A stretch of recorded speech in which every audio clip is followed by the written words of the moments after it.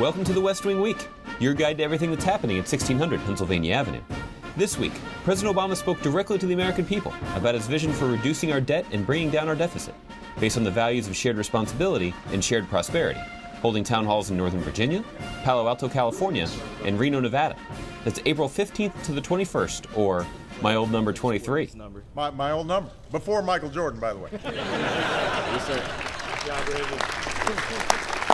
On Monday, April 18th, the Rose Garden was set up for the President's presentation of this year's Commander-in-Chief Trophy to the Air Force Academy Falcons, securing their football bragging rights over the other military branches. And now that the season's over, these seniors will have to adjust to a very different life as they become part of the finest military that the world has ever known.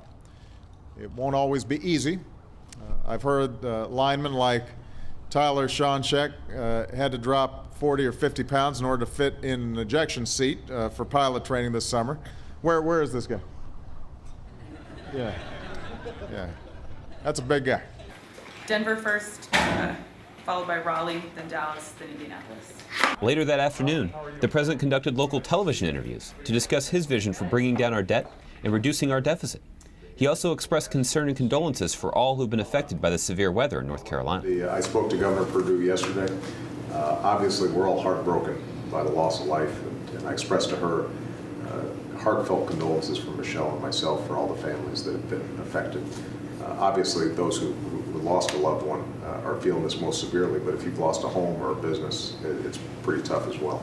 On Tuesday, April 19th, President Obama visited the Northern Virginia Community College Annandale campus to participate in a shared responsibility and shared prosperity town hall to discuss his vision for America's fiscal policy and take questions from students. My plan does two big things. First, it cuts spending and it brings down the deficit. We all know how important that is. Just like any student on a tight budget, and I'm assuming there are a few students on a tight budget here. Let's see a show of hands. Any students on a tight budget? Yeah. I've been there. Just like you, America has to start living within its means. Later that afternoon, the President met with senior administration officials, leaders in business, organized labor, and law enforcement, and a bipartisan group of elected officials to discuss the importance of fixing the broken immigration system for our nation's 21st century economic and security needs. He also talked about how we can work together to foster a constructive national conversation on this important issue as we work in bipartisan fashion in Congress to find common ground. On Wednesday, April 20th, President Obama traveled to Northern California, where he held a second town hall on fiscal responsibility at Facebook headquarters in Palo Alto.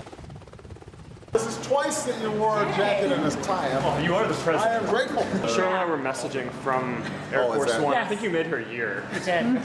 So it was pretty awesome. Trying to look cool. I don't know. I don't think you have to pretend that that's cool. Using Facebook's social networking platform, the President was able to take questions from interested folks online, as well as from the in-person audience of employees and innovators. This format and this company I think is an ideal means for us to be able to carry on this conversation. And as Mark mentioned, obviously we're having a very serious debate right now about the future direction of our country. Last Wednesday, President Obama laid out his plan to put our nation on a more responsible fiscal trajectory while continuing to make smart investments needed to create jobs and grow our economy. On Thursday, April 21st, President Obama traveled to Reno, Nevada to hold a third Shared Responsibility and Shared Prosperity Town Hall at Electrotherm Incorporated, a renewable energy company. The President took the opportunity to take a look around and speak with workers about the importance of our country living within our means and making shared sacrifices in order to rein in the deficit and meet the tough challenges of the future. And for a long time, Washington acted like that rule didn't apply to the federal government. A lot of folks promised us a free lunch. We had a surplus in 2000. We had a surplus a decade ago. But we cut taxes, including for millionaires and billionaires. We fought 2 wars. We created a new prescription drug plan, and we didn't pay for any of it. Didn't pay for any of it, just put it on the credit card. Well, as the saying goes, it turns out there is no such thing as a free lunch. To find out more information on any of these topics or to see complete videos of these events, go to whitehouse.gov. And thanks again for checking out your West Wing Week. Push it. Good work. Whew. Good job. Nice. That's my partner. That's West Wing Week.